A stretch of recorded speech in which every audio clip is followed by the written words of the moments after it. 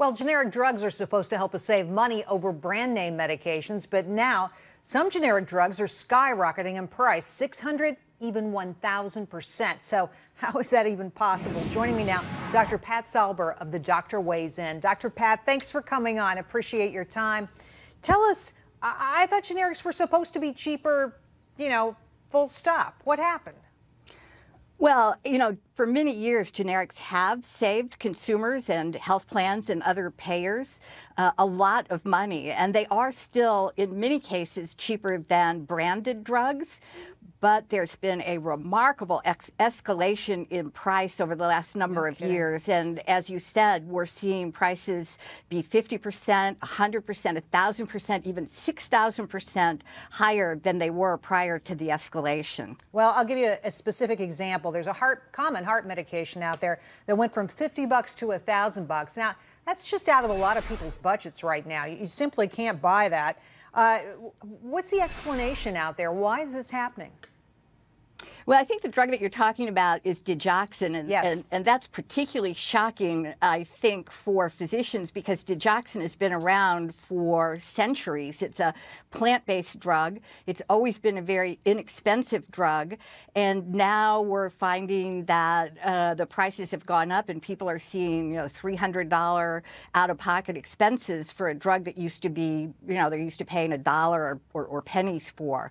And you ask why it's happening. There's a number of reasons why it's happening. I think one of the most important reasons is that there's been a lot of consolidation in the generic drug manufacturing industry. So there used to be a lot of different companies making these generics, and now we find that there are 3 companies that control about 50% of the market. 50%. And it isn't clear that there's actually a shortage of any of these drugs. Rather, it appears that the companies have the ability to raise the prices, and they are.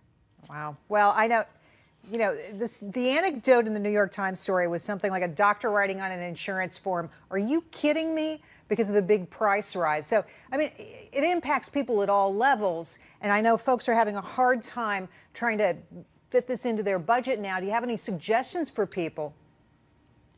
Well, I do. I think that in this day and age where high deductible plans are really the norm, that people are paying more and more money out of pocket, even if they're insured, that every consumer needs to be an activist.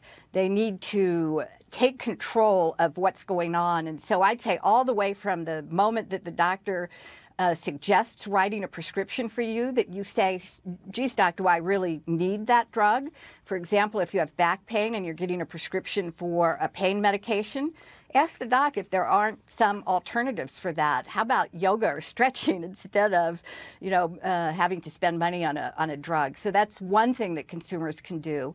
But not everybody can avoid taking their medication. So the other thing you need to do is be a very wise shopper.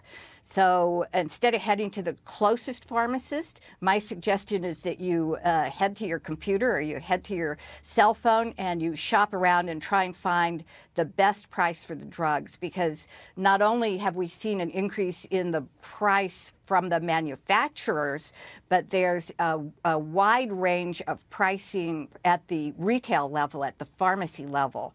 I've heard that. Yeah, go right ahead, it's pretty Dr. remarkable. And then the third thing that you can do is sometimes, believe it or not, a drug with a higher dose costs less than a drug with a smaller dose. So if your doctor prescribes 150 milligrams, when you go to get the prescription filled, chat with the pharmacist and find out if the 150 milligram pill is more expensive than if you got a 300 milligram pill and cut it in half. But the key to all of this is that you have to be an aware, wise consumer. You have to be an activist for yourself. Great words of wisdom. Thank you so much for coming on. Good to see you. Thank you.